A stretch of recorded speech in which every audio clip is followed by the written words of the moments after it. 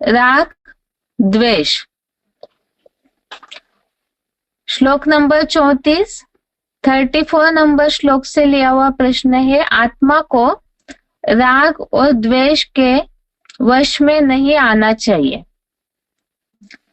तीसरा प्रश्न है, यह सृष्टि डैश डैश और डैश डैश का खेल या नाटक है। यह सृष्टि दो चीजों का नाटक है। उसका उत्तर है प्रकृति और पुरुष।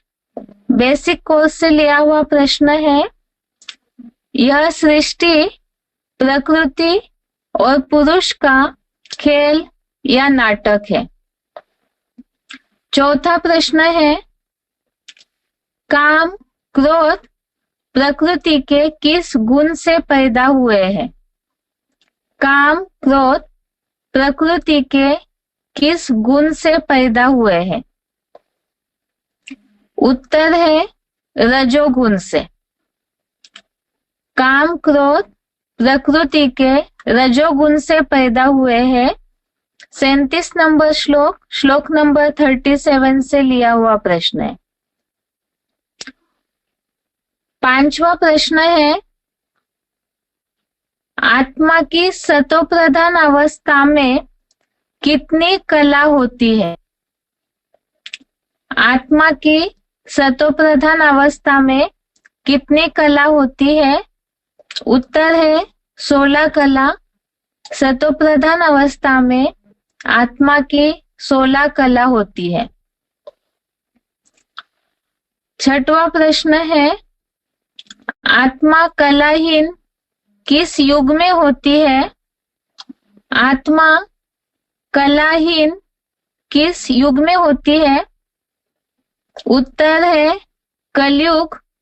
आत्मा कलाहीन कलयुग में होती है। सातवां प्रश्न है, सृष्टि चक्र से जुड़ा हुआ कौन सा चिन्ह भक्ति में प्रसिद्ध है? सृष्टि चक्र से जुड़ा हुआ कौन सा चिन्ह भक्ति में प्रसिद्ध है? उत्तर है स्वस्तिक। स्वस्तिक ये सृष्टि चक्र से जुड़ा हुआ चिन्ह भक्ति मार्ग में प्रसिद्ध है। अगला प्रश्न है 8वां, सृष्टि एक रंगमंच है, यह बात किसने बोली है? सृष्टि एक रंगमंच है, यह बात किसने बोली है? उत्तर है विलियम शेक्सपियर। विलियम शेक्सपियर ने यह बात बोली है कि यह सृष्टि एक रंगमंच है और आप इसमें एक किरदार है। 9वां प्रश्न है, गीता अनुसार डकैतों का मुखिया किसे बोला है? गीता अनुसार डकैतों का मुखिया किसे बोला है? उत्तर है काम विकार। गीता के अनुसार काम विकार को डकैतों का मुखिया बोला है। ये प्रश्न है 37 नंबर 37 श्लोक से, जिसमें क्लैरिफिकेशन में ये बात आई है कि रजोगुण से पैदा यह डकैतों का मुखिया काम विकार। रजोगुण से पैदा यह डकैतों का मुखिया काम विकार। 10वां प्रश्न है, यादव कौन से वंश से जुड़े हुए हैं? यादव कौन से वंश से जुड़े हुए हैं? उत्तर है ऋष्णिवंशी। यादवों को ऋष्णिवंशी बोला है। 36 नंबर श्लोक, 36 नंबर श्लोक के नीचे भावार्थ के नीचे जो वाक्य लिखा है ऋष्णिवंशी यादव, वाक्य इस प्रकार है, ऋष्णिवंशी यादवों के बुद्धि रूपी पेट के मूसल ही। तो इसमें यादवों का वंश आया है ऋष्णिवंशी। अगला ग्रुप बी का प्रश्न है, निम्नलिखित प्रश्नों के उत्तर 1-2 वाक्यों में बताएं। निम्नलिखित प्रश्नों के उत्तर 1-2 वाक्यों में बताएं। पहला प्रश्न है, श्लोक 37 श्लोक नंबर 37 अनुसार मनुष्य आत्मा का शत्रु कौन है और क्यों है? श्लोक नंबर 37 के अनुसार मनुष्य आत्मा का शत्रु कौन है और क्यों है? उत्तर, मनुष्य आत्मा का शत्रु काम और क्रोध ये दोनों विकार है। मनुष्य आत्मा के शत्रु काम और क्रोध ये दोनों विकार है। इसी में जो जुड़ा हुआ प्रश्न है क्यों है, क्योंकि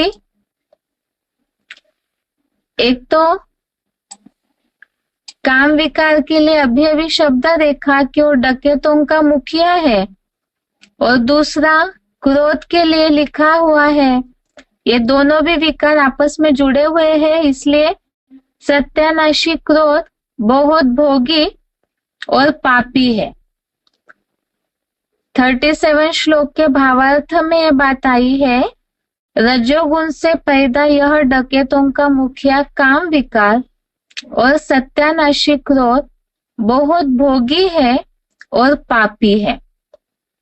इसीलिए ही ये दोनों भी आत्मा के शत्रु है। दूसरा प्रश्न है, संसार के महाविनाश का कारण कौन और कैसे बनते हैं? संसार के महाविनाश का कारण कौन और कैसे बनते हैं?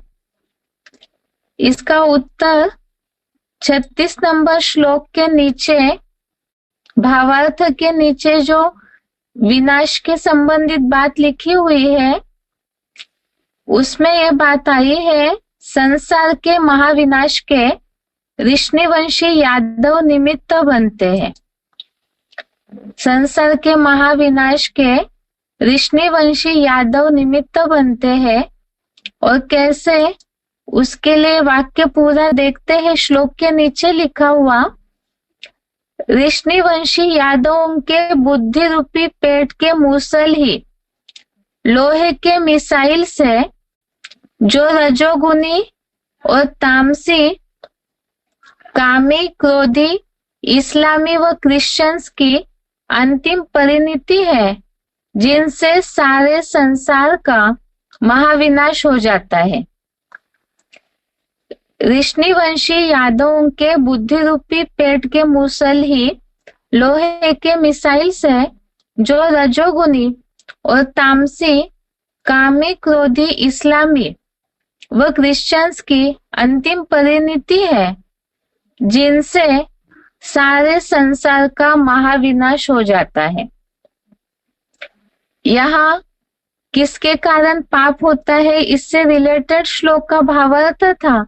और इसमें जो लिखा है रजोगुनी और तामसी, कामी, क्रोधी, इस्लामी, क्रिश्चियंस, तो इन विकारों के कारण ही यादवों के बुद्धि रूपी पेट से मूसल अर्थात ऐसी बातें निकलती है, और साथ में प्रैक्टिकल में लोहे के मिसाइल्स बनाकर संसार के महाविनाश के निमित्त बनते हैं। तीसरा प्रश्न है, कौन सा धर्म खतरनाक है? आत्मा के लिए कौन सा धर्म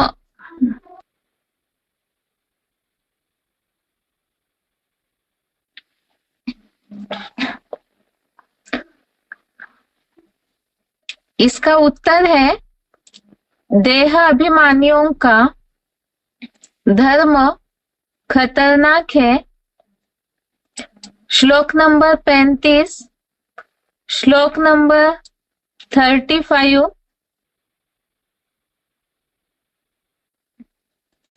इसमें ये बात आई है 35 श्लोक में, इस्लामी, बौद्ध आदि विदेशी विधर्मी देह अभिमानियों का धर्म अति खतरनाक है। यहाँ तो खास जो स्पष्ट शब्दों में भावार्थ है उसमें देह अभिमानियों का धर्म खतरनाक है, और जैसे श्लोक में बात आई है स्वधर्म जो है वो श्रेष्ठ है, इस हिसाब से देहभान का धर्म खतरनाक है। और क्लैरिफिकेशन में कौन से धर्म देहभान में आते हैं उसके लिए यह अलग अलग धर्मों के नामों का उल्लेख किया हुआ है। चौथा प्रश्न है, किसी भी पुरुषार्थी को कर्मों से क्यों नहीं रोकना चाहिए? किसी भी पुरुषार्थी को कर्मों से क्यों नहीं रोकना चाहिए? इसका उत्तर है, ज्ञानी भी अपने स्वभाव अनुसार ही कर्म करते हैं। ज्ञानी भी अपने स्वभाव अनुसार ही कर्म करते हैं, इसीलिए ही इसमें रोकथाम नहीं कर सकते, इसीलिए बताया है किसी भी पुरुषार्थियों को उनके कर्मों से नहीं रोकना चाहिए। श्लोक नंबर 33, श्लोक नंबर 33 में ये बात आई है, ज्ञानी मनुष्य भी अपने स्वभाव अनुसार अच्छी बुरी चेष्टा करता है। प्राणी प्रकृति या स्वभाव की ओर ही जाते हैं, तो रोकथाम क्या करेगा? सारे उपक्रम व्यर्थ ही होंगे। पांचवा प्रश्न है, स्वस्तिक से सृष्टि चक्र कैसे सिद्ध होता है? स्वस्तिक से सृष्टि चक्र कैसे सिद्ध होता है? इसका उत्तर है, जैसे सृष्टि चक्र में 4 युग होते हैं, उसी की यादगार में स्वस्तिक भी 4 भागों में बटा हुआ है। सृष्टि चक्र में 4 युग होते हैं, इसी तरह स्वस्तिक भी उसके यादगार में 4 भागों में बटा हुआ है। इस तरह से स्वस्तिक से सृष्टि चक्र सिद्ध होता है। अगला प्रश्न है 6वां,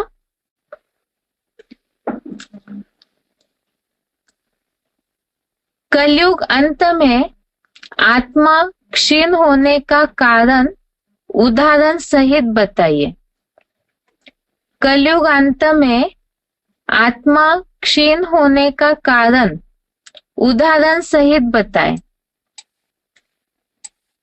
इसके लिए उदाहरण है, जैसे कोई भी बीज बार बार बोते हैं, उसकी शक्ति क्षीण हो जाती है, शक्ति कम होती है, तो रिजल्ट में जो फसल या जो उपज आनी चाहिए वो कम आती है।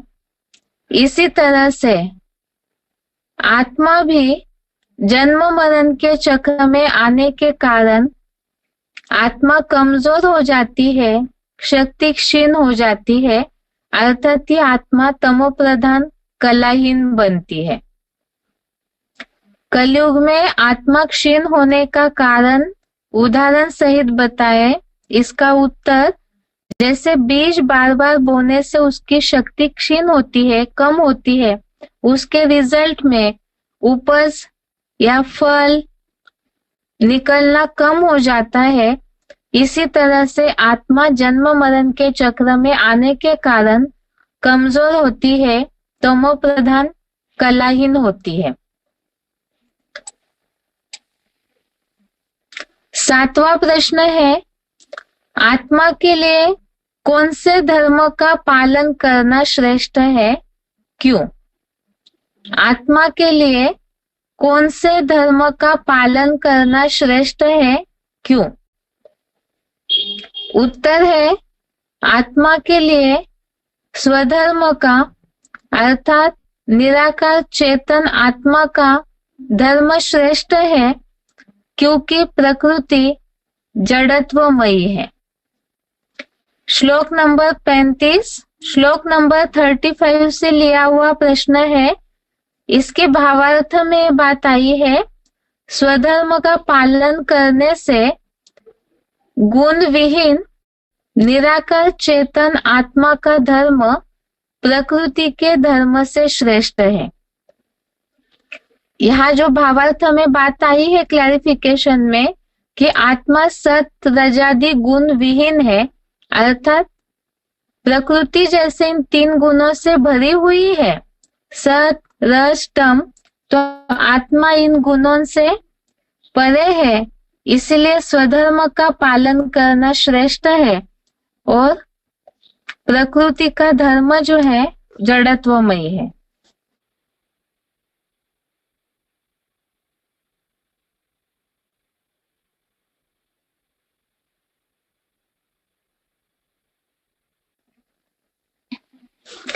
इसमें जैसे बात आई है श्लोक के भावार्थ में, प्रकृति का धर्म अर्थात देहभान और देहभान अर्थात जिन धर्मों जो धर्म देहभान से जुड़े हुए हैं, तो देहभानियों का धर्म खतरनाक है, इसीलिए स्वधर्म का पालन करना श्रेष्ठ है।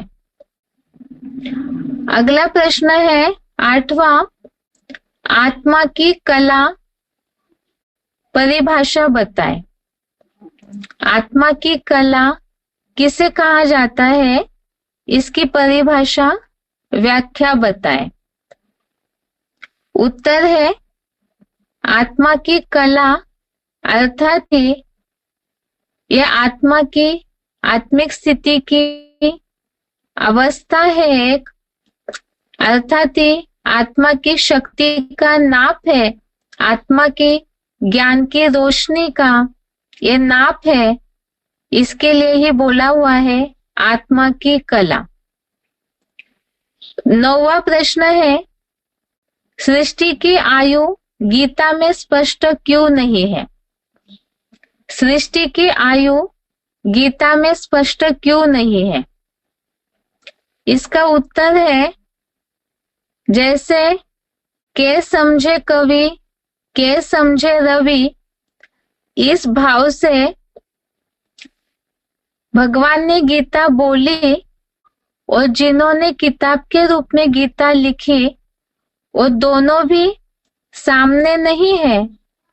दूसरी बात, उसके बाद मनुष्यों ने गीता की जो टीकाएं बनाई उनमें विरोधाभास है, मिक्सचरिटी होते गई, इसीलिए ही गीता में आयु सृष्टि की आयु स्पष्ट नहीं है। 10वां प्रश्न है, मनुष्यों के जन्मों की कहानी में भगवान कौन सा भ्रम मिटाते हैं? मनुष्यों के जन्म की कहानी में भगवान कौन सा भ्रम मिटाते हैं? इसका उत्तर है, मनुष्य जन्म, ये जो गलतफहमी फैली हुई थी कि मनुष्य आत्मा 84 लाख योनियों में से भ्रमण करके फिर मनुष्य जन्म लेती है। मनुष्य आत्मा या आत्मा 84 लाख योनियों में से, अर्थात जानवर पशु पंछी, इन सारे योनियों में से फिर एक ही जन्म मनुष्य का मिलता है। इस भ्रम को भगवान मिटाते हैं कि मनुष्य 84 लाख योनियों में से नहीं बल्कि केवल 84 जन्मों का ही चक्र पूरा करती है और मनुष्य जानवर पशु पंछी योनियों में नहीं जाते हैं, मनुष्य रूप में ही जन्म लेते हैं। अगला 11वां प्रश्न है, मनुष्य को पाप करने में कौन प्रेरित करता है? मनुष्य को पाप करने में कौन प्रेरित करता है? इसमें 36वें श्लोक में जो बात आई है, पाप करने में पहला पाप का बाप है देहभान। इसमें हमने तो जो सिलेक्टेड पॉइंट समझा था इस श्लोक से रिलेटेड, देहभान का पापों का बाप है देहभान, और देहभान से फिर काम और क्रोध ये दोनों विकार आते हैं और वो भोगी और पापी है। तो मनुष्य को पाप करने में पहली स्टेप देहभान और उससे निर्माण हुए काम और क्रोध भोगी और पापी है। अगला ग्रुप सी का प्रश्न है, निम्नलिखित प्रश्नों के उत्तर संक्षेप में बताएं। निम्नलिखित प्रश्नों के उत्तर संक्षेप में बताएं। इसमें पहला प्रश्न है, आत्मा का राग द्वेष के वश में आने का कारण और उसका उपाय गीता में क्या बताया है? आत्मा का राग द्वेष के वश में आने का कारण और उसका उपाय गीता में क्या बताया है? श्लोक नंबर 34, श्लोक नंबर 34 से लिया हुआ प्रश्न है। इसमें खास तो राग द्वेष में आने का कारण, पहले तो भावार्थ में जो वाक्य है वो देखते हैं। इंद्रिय का राग और द्वेष उस विशेष इंद्रिय के विशेष विषय भोग में होता है, तो उन दोनों राग द्वेष के वश में न आए। आत्मा का राग द्वेष के वश में आने का कारण है इंद्रिय के विषय भोग, अर्थात ही श्लोक समझते समय हमने इसे समझा था, एक तो देह के पदार्थ, देह के संबंधी, देह की स्थिति परिस्थितियां, उनके कारण ही राग अर्थात अटैचमेंट निर्माण होता है, या तो द्वेष या घृणा निर्माण होती है। अर्थात अगर कोई वस्तु, व्यक्ति, पदार्थ अच्छा है तो आसक्ति निर्माण हुई और पसंद नहीं आया तो द्वेष निर्माण हुआ, और इसका मूल कारण तो है देहभान है। इसके लिए बताया कि उन दोनों के भी वश में ना आए। जैसे हमने पॉइंट समझा था, महिमा या ग्लानि, दोनों में भी बुद्धि हिलनी नहीं चाहिए, और इसके लिए ही राग द्वेष के वश में आने का कारण देह के साथ साथ ये जो भी जुड़ी हुई चीजें हैं, इसके कारण बुद्धि का कांटा हिलता है तो प्रभाव पड़ता है, बुद्धि कहीं ना कहीं झुकाव में आती है, और स्थिर रहना है बुद्धि। इसका उपाय यही है, राग या द्वेष दोनों के प्रभाव अर्थात कंट्रोल में न जाए, बुद्धि कहीं भी न झुके, स्थिर रहे। इसका उपाय ही इसी श्लोक के भावार्थ में बताया है, समत्वम योग उच्यते, अर्थात दूसरे अध्याय का 48वां श्लोक, 48 नंबर श्लोक, सेकंड अध्याय। इसमें जैसे बात आई है, इसके पहले भी समान रहना, समत्वम योग उच्यते के लिए हमने बहुत से श्लोक देखे हैं। मान, अपमान, निंदा, स्तुति, जय, पराजय, लाभ, हानि, इन दोनों में समान रहना। और दूसरा, इस श्लोक के भावार्थ में ही 9वें अध्याय का 9वां श्लोक, 14वें अध्याय का 23वां श्लोक, अध्याय 9 श्लोक नंबर 9, अध्याय 14 श्लोक नंबर 23, इसमें शब्द आया है उदासीन वदासीन, अर्थात साक्षी दृष्टा। जितना साक्षी होंगे तो उतना ही समान रहेंगे, तो साक्षी भी हो पाएंगे। इसका उपाय है राग द्वेष के वश में न आने का, अर्थात बुद्धि बिल्कुल भी न हिले, क्योंकि बताया राग द्वेष आत्मा के शत्रु है। इसीलिए इसका उपाय है एक तो समान रहना और दूसरा साक्षी दृष्टा की अवस्था। दूसरा प्रश्न है, सृष्टि की किन 4 अवस्थाओं को मनुष्य जीवन की किन अवस्थाओं से तुलना की गई है? सृष्टि की किन 4 अवस्थाओं को मनुष्य जीवन की किन अवस्थाओं से तुलना की गई है? इसका उत्तर बेसिक कोर्स में हमने इस बात को देखा है और मुरलियों में तो शिव बाबा कई बार इन बातों को समझाते हैं। जैसे मनुष्य जीवन में पहले बाल्य अवस्था, फिर किशोर अवस्था, जवानी और बूढ़ापा होता है। जैसे बचपन में बच्चे एकदम निश्चिंत रहते हैं, खुश रहते हैं।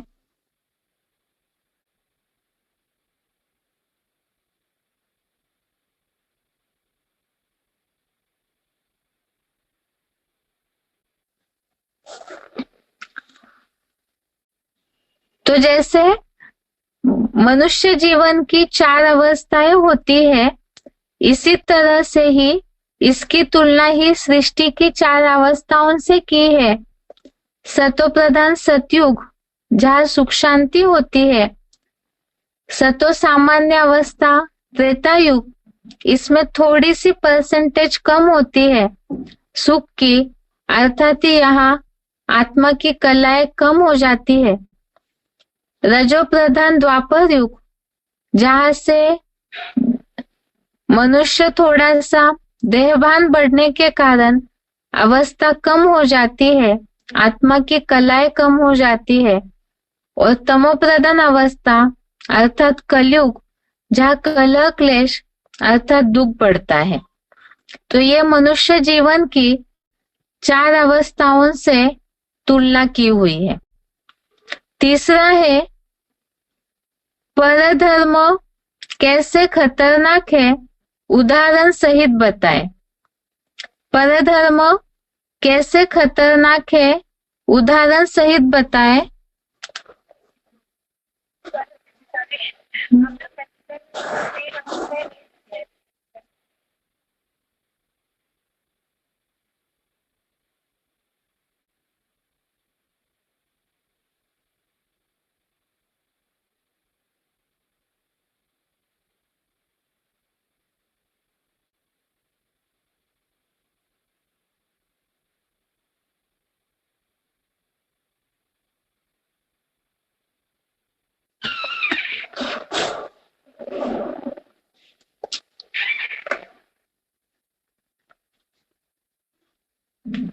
अभी का प्रश्न जैसे था कि सृष्टि की 4 अवस्थाओं की तुलना मनुष्य जीवन की अवस्थाओं से की गई है। जैसे इसमें बताया, बचपन में बच्चे खुश रहते हैं तो सतो प्रधान अवस्था है। उसके बाद थोड़ा किशोर अवस्था आती है, स्कूल में जाने लगते हैं बच्चे तो पढ़ाई लिखाई का टेंशन, कहीं ना कहीं थोड़ा सा उनके खुशी में थोड़ी सी कमती आ जाती है। फिर जवानी अर्थात वहां उम्र बढ़ने के साथ कहीं ना कहीं जिम्मेवारियों के कारण टेंशन्स, थोड़ी चंचलता आती है। और बुढ़ापे में तो जर्जरीभूत अवस्था होती है। इसी तरह से सृष्टि की ये 4 अवस्थाएं भी, सतयुग अर्थात सृष्टि का बचपन है, त्रेतायुग अर्थात थोड़ा सा किशोर अवस्था, थोड़ी सी परसेंटेज कम होती है। और रजो प्रधान द्वापर युग अर्थात वहां पे कला भी कम हुई और साथ साथ थोड़ा सा जैसे जवानी में मनुष्य में चंचलता आती है, इसी तरह से देहभान के कारण द्वापर युग में दो पूर्व दो मतें शुरू हो जाती है और कलयुग तमोप्रधान अवस्था जैसे बुढ़ापे में जर्जरीभूत हो जाते हैं, तो इसी तरह से सृष्टि भी कलयुग की कलह क्लेश वाली जर्जरीभूत हो जाती है, तमोप्रधान हो जाती है। इसे ही समझने के लिए हमने मकान के लिए उदाहरण लिया था। जैसे मकान नया सुखदायी होता है और जब पुराना हो जाता है 30-40 साल का, तो कहीं छत गिरने लगती है, बारिश का पानी टपकता है, दीवारों से मिट्टी झड़ती है। तो सृष्टि भी तमोप्रधान अवस्था में प्रकृति तामसी बनकर के सृष्टि रूपी मकान की हालत भी इसी तरह से हो जाती है। तो ये सृष्टि और मनुष्य जीवन की 4 अवस्थाएं बताई, सतो प्रधान, सतो सामान्य, रजो प्रधान और तमो प्रधान। अगला प्रश्न है तीसरा, परधर्म कैसे खतरनाक है, उदाहरण सहित बताएं। परधर्म कैसे खतरनाक है, उदाहरण सहित बताएं।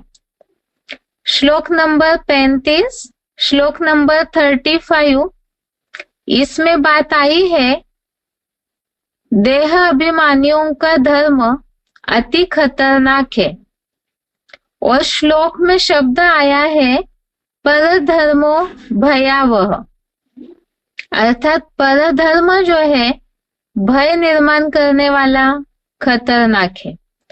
परधर्म अर्थात देह अभिमानियों का धर्म, देहभान से निर्माण होने वाला ये धर्म है, धारणा है। तो देहभान जहां भी होगा वो दुखदायी होगा, खतरनाक होगा। इसे समझने के लिए हमने जो पॉइंट देखे थे, जिसमें बताया था कि देहभान जो है बिल्कुल पागल कर देता है, इस तरह से देहभान दुखदायी होता है। तो ये परधर्म कैसे खतरनाक है, इसके लिए सिलेक्टेड पॉइंट हमने समझे थे। सबसे पहले तो देहभान से जुड़े हुए हैं देह के संबंधी, देह के पदार्थ।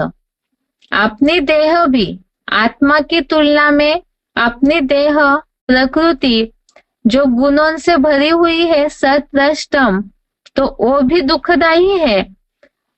दूसरा, देह के संबंधी देह के पदार्थ ये भी पर है, अर्थात इनसे भी दुखी निर्माण होता है।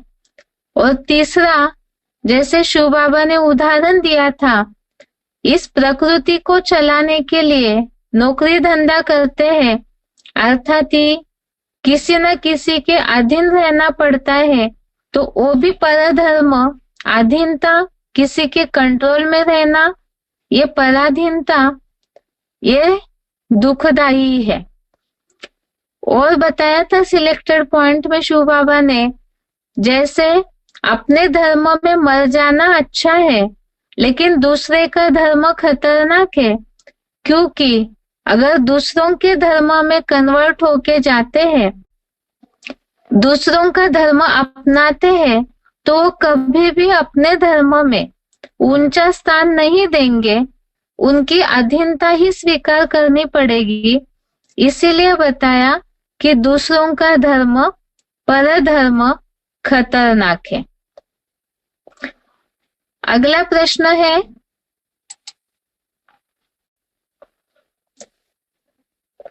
ग्रुप डी का निम्नलिखित संस्कृत शब्दों के हिंदी शब्द बताएं। संस्कृत शब्दों के हिंदी शब्द बताएं। इसमें पहला प्रश्न है प्रकृते सदृशम। प्रकृते सदृशम, इसका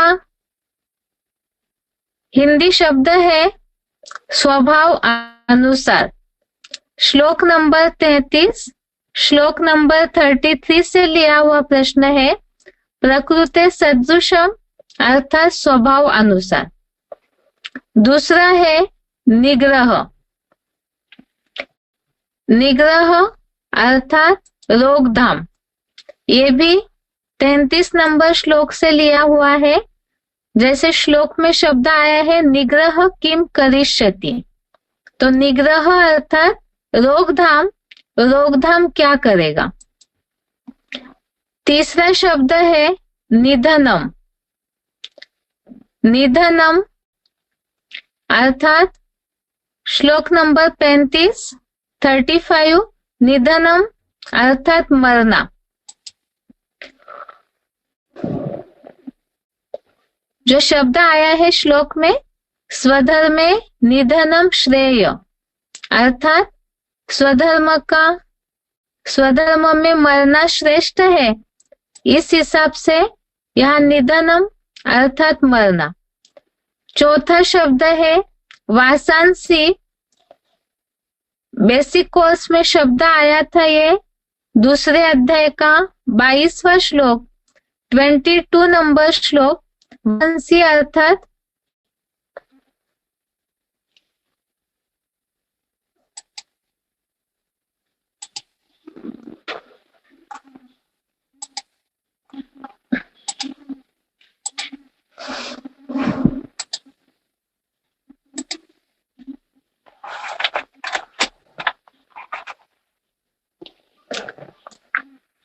जो शब्द आया था श्लोक में वासांसी जीर्णानी अर्थात पुराने वस्त्र, तो यहाँ शब्द लिया हुआ है वासांसी अर्थात वस्त्र। अगला प्रश्न है 5वां अनिच्छनपि। अनिच्छनपि अर्थात इच्छा न होते भी। श्लोक नंबर 36, श्लोक नंबर 36 अनिच्छनपि अर्थात इच्छा न होते भी। छठवां है वैरिनम। वैरिनम श्लोक नंबर 37, श्लोक नंबर 37 इसमें शब्द आया है वैरिनम अर्थात वैरी। अगला है 7वां प्रयुक्तः। प्रयुक्तः अर्थात प्रेरणा।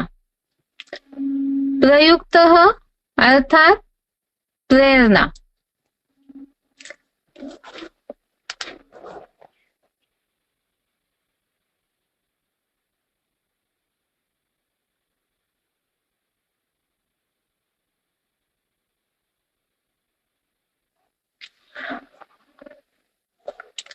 क्वेश्चन अगला ग्रुप ई का प्रश्न है निम्नलिखित प्रसंगों के लिए श्लोक बताएं। निम्नलिखित प्रसंगों के लिए श्लोक बताएं। पहला है बाप की बात मानते ही नहीं, राजधानी तैयार हो रही है, राजधानी में सब प्रकार के चाहिए। बाप की बात मानते ही नहीं, राजधानी तैयार हो रही है, राजधानी में सब प्रकार के चाहिए। इसका उत्तर है जो बताया ज्ञानी मनुष्य भी अपने स्वभाव अनुसार ही चेष्टा करते हैं। श्लोक नंबर 33, श्लोक नंबर 33 बाप की बात मानते नहीं अर्थात ज्ञानी मनुष्य भी अपने स्वभाव अनुसार ही कर्म करते हैं।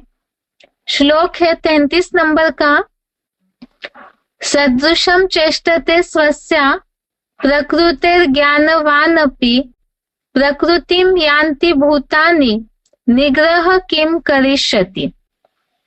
अर्थात गीता का एडवांस ज्ञानी मनुष्य भी पूर्व जन्मानुसार की गई पुरुषोत्तम संगमी शूटिंग के निश्चित स्वभाव अनुसार अच्छी बुरी चेष्टा करता है। प्राणी अपनी ही प्रकृति या स्वभाव की ओर जाते हैं, इसमें प्रयत्नतः तू क्या रोकथाम करेगा, सारे उपक्रम व्यर्थ ही होंगे।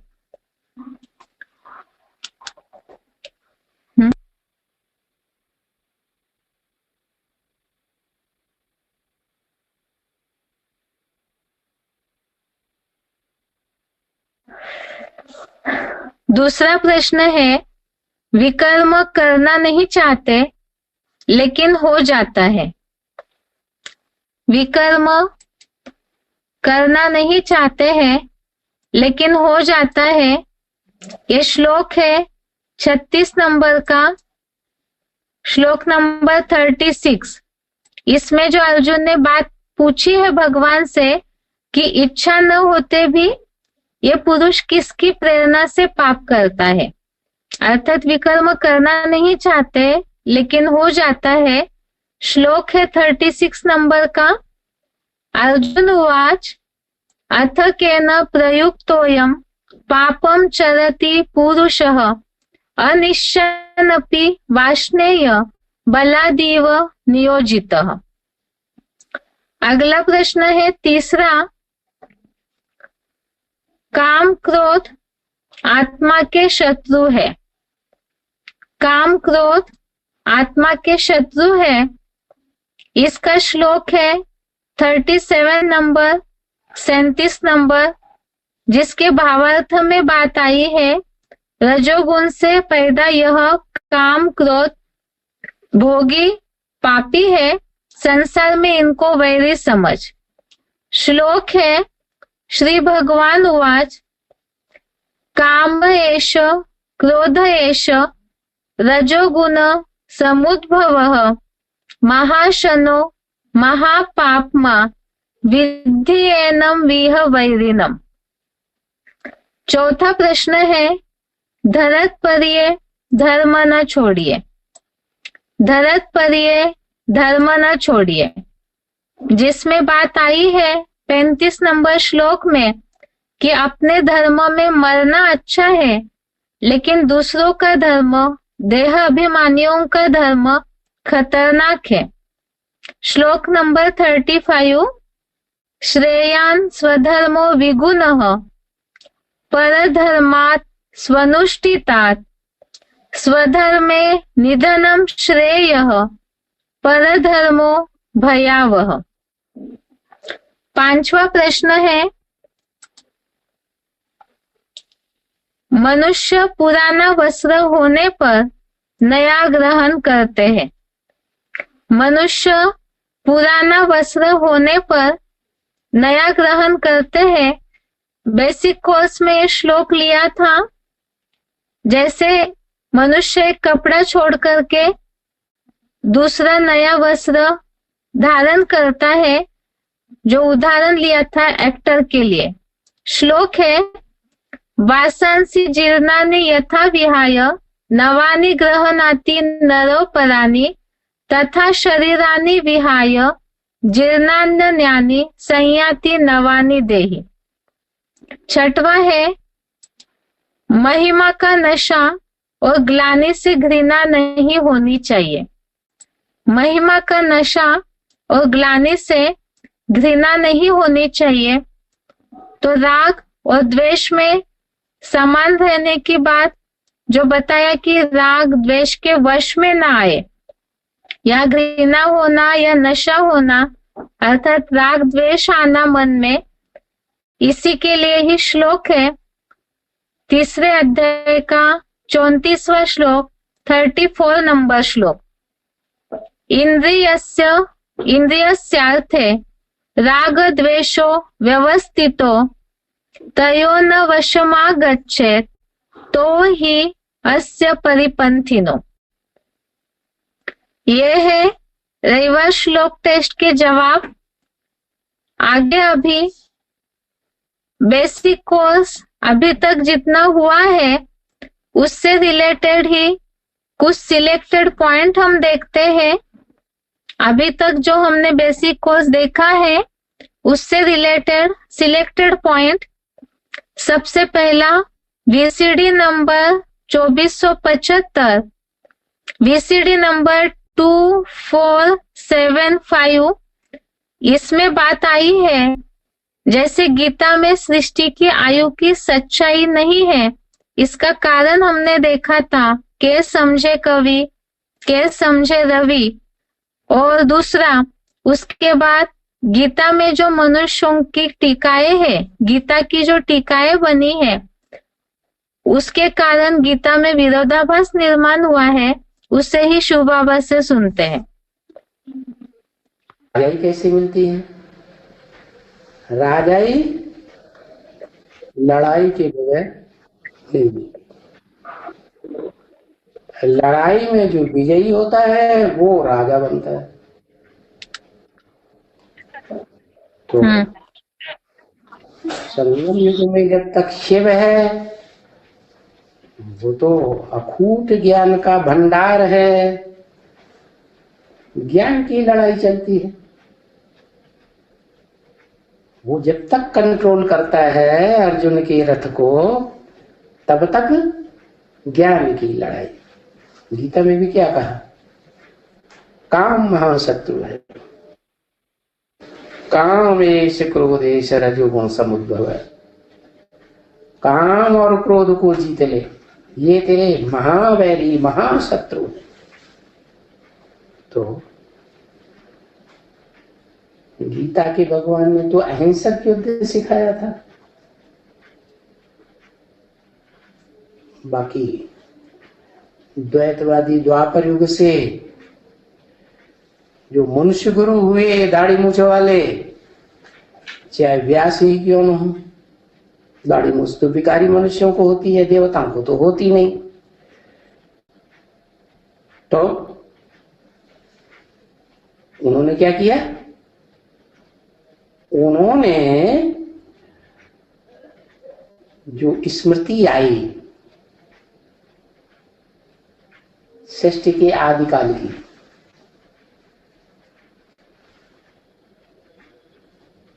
तो ये तो स्मृति भूल गई कि ये सृष्टि के आदिकाल की बात है। कुछ कुछ रही होगी,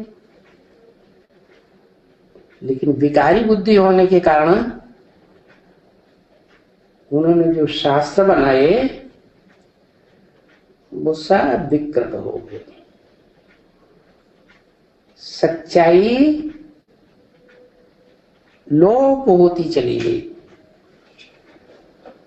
द्वापर के आदि में तो फिर भी श्रेष्ठ थे, शास्त्रों में सच्चाई थी। कहते हैं कै समझे कवि और कै समझे रवि। तो कवि तो भावना विभोर होकर के, क्या भाव विभोर होकर के आत्मा की शक्ति से, आत्मा ही भावना होती है, देह में तो भावना नहीं होती।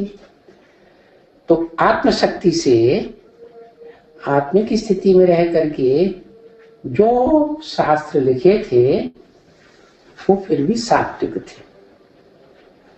बाद में उनके चेले चपाटे होते रहे, नाम रख दिया व्यास गद्दी है, गद्दी का नाम रख दिया। व्यास जी तो शरीर छोड़ गए, तो चेले चपाटों ने फिर क्या किया? फिर गद्दी पे जो बैठा व्याख्या करने के लिए उन शास्त्रों को उसमें और मेच्योरिटी करते गए। तो वो सारा का सारा जो ज्ञान है वो प्रदूषित हो गया। ऐसे ही जैसे दूध के भरे हुए घड़े में एक बूंद सर्प का विष डाल दो, काले कोवरे का, तो क्या होगा? सारा ही विष। कलयुग अंत तक आते आते वही जो पहला शास्त्र है श्रीमद् भगवत गीता, भगवान की गाई हुई ओरली गीता, द्वापर युग में मनुष्यों के द्वारा लिखी गई, वही गीता कलयुग के अंत तक आते आते टीकाएं उसकी भिन्न भिन्न लोगों के द्वारा होती रही, और वो टीकाओं ने सारा ज्ञान बिगाड़ दिया।